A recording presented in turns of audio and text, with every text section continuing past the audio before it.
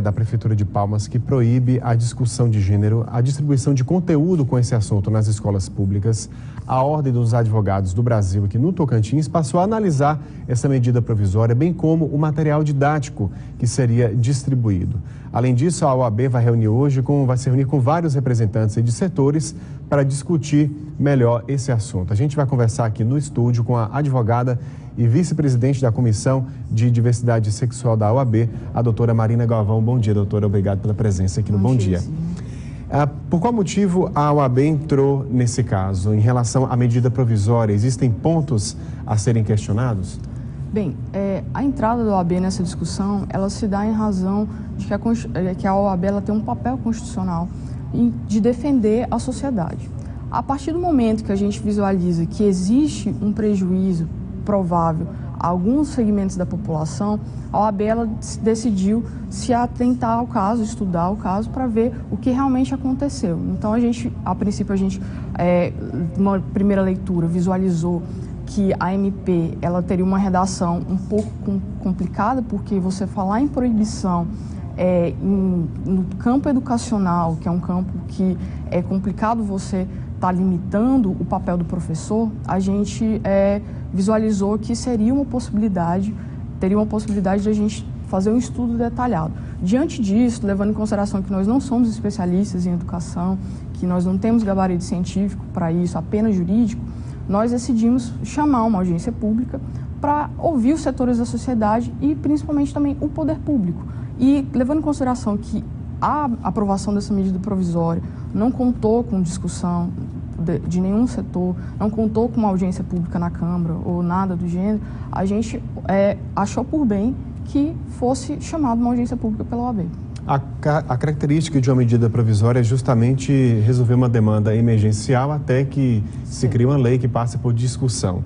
Na opinião de muitas pessoas, não há motivo de urgência em relação a essa medida provisória para retirar esse conteúdo das salas de aula. Do ponto de vista jurídico, isso até que ponto fere o direito à liberdade no acesso à informação ou ao conteúdo que foi proposto pelo MEC? Com certeza a gente visualiza que exige uma infringência do artigo, a princípio, né? Mas que tudo indica pelo estudo das comissões, de infringência do artigo 5º da Constituição, principalmente os incisos 9 da Carta Magna, que diz justamente da liberdade ao estudo, à ciência, à possibilidade das pessoas em terem acesso ao conhecimento. E nesse aspecto a gente visualiza em que a forma como a MP ela foi descrita, há um prejuízo, um dano à liberdade, há uma limitação tanto aos professores quanto àquelas famílias, quanto àqueles alunos que eles se encontram em uma situação que não é uma digamos, da família tradicional, né? Então a gente visualiza um prejuízo para alguns setores da sociedade. Nesse aspecto, a gente entende que a atuação da OAB ela é pertinente. No caso, essa reunião de hoje ela vai contar com representantes de vários órgãos, vários setores. E a partir dessa audiência hoje, dessa conversa hoje, o que vai ser feito de prático pela OAB? O que a ordem ela vai propor? A princípio, há uma exigência de terminar a audiência com um parecer conjunto das comissões. Então, as comissões que compõem, que organizam, que é a Comissão de Diversidade Sexual, Direitos Humanos, de Defesa e Proteção à Mulher e da Criança, e de Defesa da Criança e do Adolescente, vão estar na audiência elaborando um parecer final, que ele vai ser jurídico e científico a respeito da MP em si.